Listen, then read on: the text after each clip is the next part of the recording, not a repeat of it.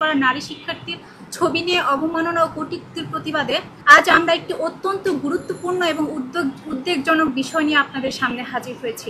আমাদের উদ্দেশ্য হলো একটি নিন্দনীয় ও অগ্রহণযোগ্য ঘটনার বিরুদ্ধে প্রতিবাদ জানানো। আমাদের বোন উম্মে সালমা, সাদিয়া আক্তার বর্ষা, মুনতাহা ঈশা ও নুসরাত জাহানের ফেসবুক প্রোফাইল থেকে ছবি নিয়ে বিভিন্ন নোংরা ক্যাপশন দিয়ে সামাজিক যোগাযোগ মাধ্যমে ছড়ানো হচ্ছে। তাদের ব্যক্তিগত প্রোফাইলের কমেন্টে শতাধিক মন্তব্য এবং ইনবক্সে জীবননাশের হুমকি ও ধর্ষণের হুমকি দেওয়া হচ্ছে। ঢাকা বিশ্ববিদ্যালয়ের হল রাজনীতি বন্ধ চেয়ে যে আন্দোলন হয়, সে আন্দোলনে অংশগ্রহণ করার ফলেই তারা এই অবমাননাকর পরিস্থিতির শিকার হয়েছেন। ঢাকা বিশ্ববিদ্যালয়ের হলগুলোতে রাজনৈতিক ক্ষমতাধর দল যেভাবে গণরুম, গেস্টরুম ও সিট বাণিজ্য করে, তার থেকে রক্ষার স্বপ্ন নিয়ে আমরা সেই আন্দোলনে সংহতি প্রকাশ করি। কিন্তু এর ফলস্বরূপ আমরা অকথ্য ভাষায় অনলাইন বুলিং, মানসিক অত্যাচার এবং ব্যক্তিগত ছবি ব্যবহার করে হেনস্থার শিকার হয়েছি।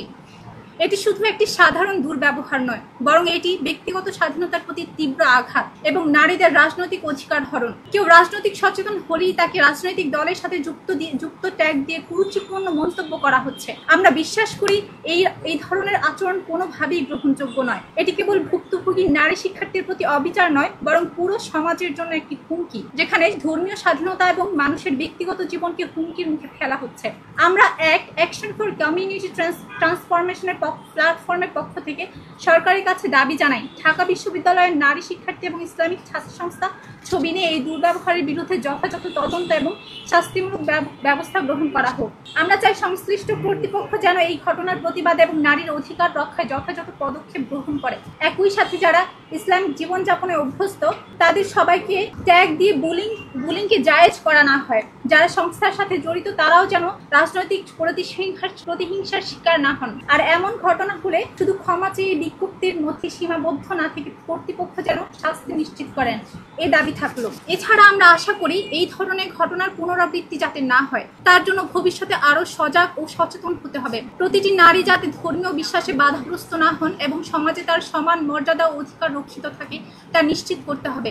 আজকের সংবাদ সম্মেলনের মাধ্যমে আমরা এই বার্তা দিতে চাই, ঢাকা বিশ্ববিদ্যালয়ের হল রাজনীতি, পাওয়ার পলিটিক্স, সিট বাণিজ্য, গণরুম এবং গেস্টরুম সংস্কৃতির বিরুদ্ধে আমরা সোচ্চার থাকব। প্রত্যেকেই তার রাজনৈতিক অধিকার হল,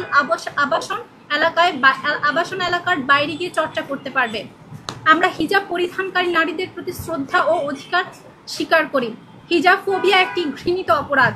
সাইবার বুলিং, নারী নিপীড়ন এবং সব মতাদর্শের নারীদের সাথে অপমানজনক আচরণের বিরুদ্ধে আমরা দৃঢ়ভাবে প্রতিবাদ জানাই। নারীর মৌলিক অধিকার, রাজনৈতিক অধিকার ও সামাজিক অধিকার রক্ষায় আমরা একত্রিত এবং সোচ্চার। আমরা আবারও সরকারের কাছে দাবি জানাচ্ছি, এইসব নারীদের সাইবার বুলিং ও অবমাননার ঘটনার পূর্ণাঙ্গ তদন্ত করে দায়ী ব্যক্তিদের বিরুদ্ধে আইনগত ব্যবস্থা নেওয়া হোক এবং ভবিষ্যতে এমন ঘটনা প্রতিরোধে কার্যকর ব্যবস্থা নেওয়া হোক।